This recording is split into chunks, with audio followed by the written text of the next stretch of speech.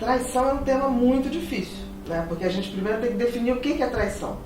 Traição é quando você tem uma quebra de lealdade, de fidelidade, em relação a uma determinada pessoa ou grupo. Porque assim, para você ter lealdade, para você ter fidelidade, tem que haver um convívio muito íntimo com as pessoas, né? Por isso que eu costumo dizer que traição só te trai quem é muito próximo de você. Não existe traição de uma pessoa que você é um colega, que você vê eventualmente. Porque se é uma pessoa que não é íntima, você não pode falar de traição quando essa pessoa te decepciona. Você pode até falar de uma frustração de expectativa. Mas a traição, ela implica em ser alguém muito próximo. E tem uma coisa que eu acho muito importante, assim, que a traição, Cristo, né, Judas era muito próximo, era um dos 12, né, a gente costuma brincar na Semana Santa. Eu acho que é a maior traição. A maior, pelo menos do mundo ocidental, que a gente tem essa coisa católica, né, apostólica, com certeza é a maior traição de todas. E você vê que ele faz um banquete, né, eu digo que Cristo foi o primeiro Masterchef, que fez um banquete para 12 pessoas, e esse banquete ainda é reverenciado até hoje. Isso que é um Masterchef de verdade, né? Ninguém esqueceu essa ceia, essa santa ceia. Então, assim, Cristo sabia da traição de Judas, sabia que ia acontecer, mas não deixou de comer e usufruir daquela refeição com ele. Então, isso já denota a questão da intimidade. Quem vai te trair, come com você. Quem vai te trair está muito próximo, ou divide a cama, ou divide o trabalho, ou divide as angústias, ou divide os sentimentos. Isso é o peso da traição, né? E aí eu trago, assim, de uma forma para a gente pensar, tem alguns tipos de traições. Tem vários, né? A gente introduziu aí com Jesus, mas a gente tem nas relações afetivas, no trabalho, na família, com os amigos, né? E por que dói tanto, Bia? Eu acho que tem uma questão da traição, que tem uma dor que é uma dor pela perda do outro, ou pelo que você imaginava que era o outro, né? Porque assim, você para se dizer este é meu amigo, ou este é meu marido, ou este é meu companheiro, ou essa é minha esposa, minha companheira, você assume perante você e a sociedade que aquela pessoa tem atributos para estar com você, atributos de caráter, especialmente. Então, quando você detecta uma traição, seja ela no trabalho, seja ela na vida afetiva, na família, você primeiro toma um choque de estar perdendo aquela pessoa que você imaginou que era diferente.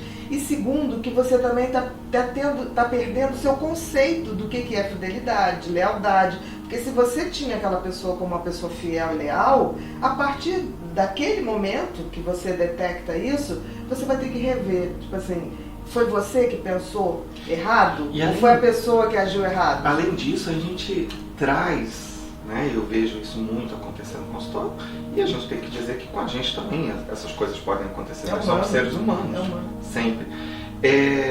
O sentimento de culpa, porque além de você se sentir traído, às vezes você se sente culpado, você acha onde eu errei, né? Que tipo de distorções são essas? Eu acho que isso tem a ver exatamente com essa dificuldade de você perceber que você, de uma certa maneira, diante daquela influência, você se deixou cegar. Que é muito comum, porque a gente, quando tem uma intimidade com alguém, ou tem um amor, um carinho, a gente tende a idealizar as pessoas. Isso é do ser humano, não tem como. E às vezes a gente não consegue detectar coisas que as outras pessoas não tão íntimas veem. Porque os que não são íntimos, eles estão desprovidos dessa visão que o afeto, que a intimidade traz.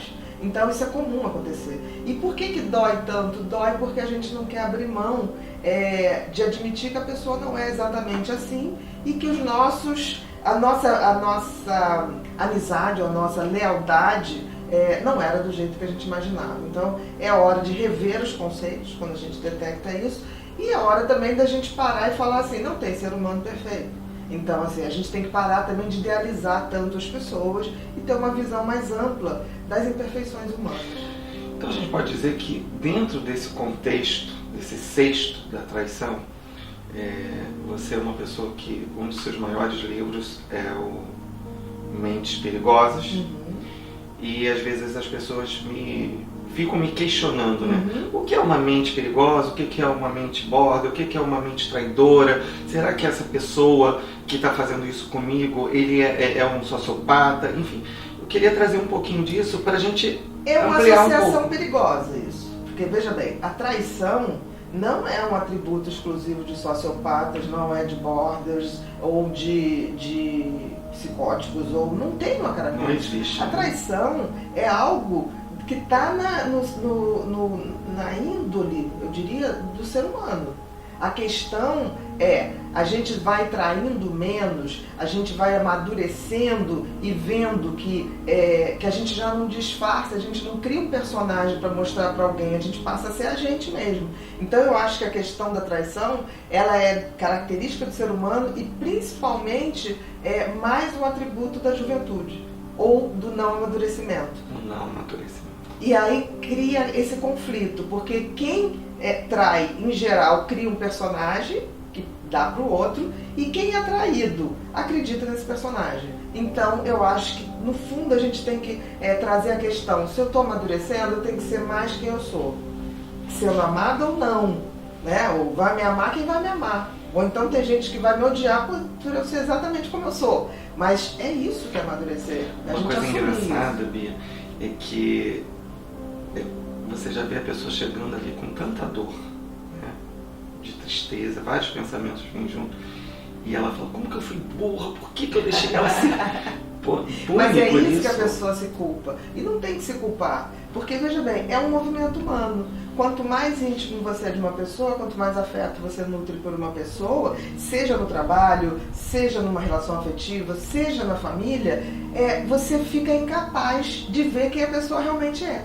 E muitas vezes você quer corresponder a essa visão idealizada que a pessoa tem de você. Então, no fundo, a traição, você às vezes se deixar trair, tem muito a ver com um pouquinho de vaidade, né? Porque às vezes você tem que se despir, você tem que ser você mesmo. E a outra pessoa também, o que trai, muitas vezes ele cria um personagem para ser idealizado, para ser gostado. Então, no fundo, eu acho assim, traição é uma coisa do ser humano e... Não tem a ver com nenhuma patologia. Não, nenhuma patologia específica, não. Seria injusto falar isso. É claro que tem patologias que isso pode se acentuar, mas não é uma característica exclusiva. A mentira, por exemplo, você usou um termo da psiquiatria, né? Pessoas que mentem demais. Mas aí é diferente. Pode ser até um livro, né? Não, dá um livro diferente. Aí é diferente. O mentir, geralmente o traidor, ele acaba mentindo. Porque o que acontece na traição também é que não existe uma traição espontânea. Uma traição, ela é arquitetada. Ninguém trai, porque assim, esbarrei, traí. Não, o traidor, ele monta a sua traição para executá-la. E isso dói mais, porque dá um grau como se fosse assim de frieza, aquilo foi preparado. Isso vale tanto para os relacionamentos afetivos, né? Uma pessoa que vai trair no relacionamento afetivo, ela começa a dar sinais, né? Ninguém pode chegar perto do celular, ninguém começa a ter segredinhos e muda a forma de vestir, muda a forma de se comportar, fica mais vaidoso ou vaidosa. Então assim, o que dói muito é sacar que nós temos dentro da gente, no ser humano, essa coisa um pouco maquiavélica de armar o que vai acontecer. Eu tô rindo um pouquinho, sabe, porque é até um tema sério, mas eu acabei rindo, porque é muito natural as pessoas começarem. O comportamento de fulano, eu comecei a perceber que ele começou uma obsessão naquele celular e segura e vai pro banheiro, leva, né? E quem não deve, não tem, deixa o celular, mostra. Mas é isso que eu tô falando. Talvez a grande dor da traição seja que não existe traição espontânea. Existe a traição, ela é planejada. Ela dá trabalho para ser feita porque ela articula vários movimentos. E é muito triste a gente constatar isso, né? Agora, eu sou otimista, porque eu acho que o amadurecimento é isso, né? A gente veio aqui não é para ser feliz, a gente veio aqui para evoluir. E evoluir passa por amadurecer. Para a gente ir finalizando, eu gosto sempre de fazer tipo um mini resumo do que a gente conversou um pouco. E uma das coisas que eu pego para esse finalzinho desse resumo é o amadurecimento. né? E quando você foi falando, eu gosto sempre de refletir o quanto eu era ingênuo na minha adolescência, né? Vem uma pessoa com mais experiência, olha, presta atenção nisso, não sei o quê, e você vai se envolvendo, né? E você percebe que essa questão é um fortalecimento. Eu acho que você vai crescendo, vai aprendendo com essa dor, porque quem nunca teve uma traição? Tem que aprender sem mágoa, sem rancor, com humor. A traição. Porque é triste para essa pessoa que traiu. Exatamente. Não é eu quero quem foi traído. Ser atraída. Eu não tenho problema. Porque eu agradeço. Eu brinco assim, eu prefiro ser a corno do que trair. A essa altura da minha vida, com 52 anos, é uma honra ser a corno. É verdade, porque eu vou te falar uma coisa. O mal, né? É que bom que Deus tira essa pessoa. É sempre o que eu gosto de dizer e finalizar, é isso assim, não sofra. Agradeça, porque saiu da sua vida. E aí sai o que não é verdade. Exatamente. E fica o que é verdadeiro. Obrigado.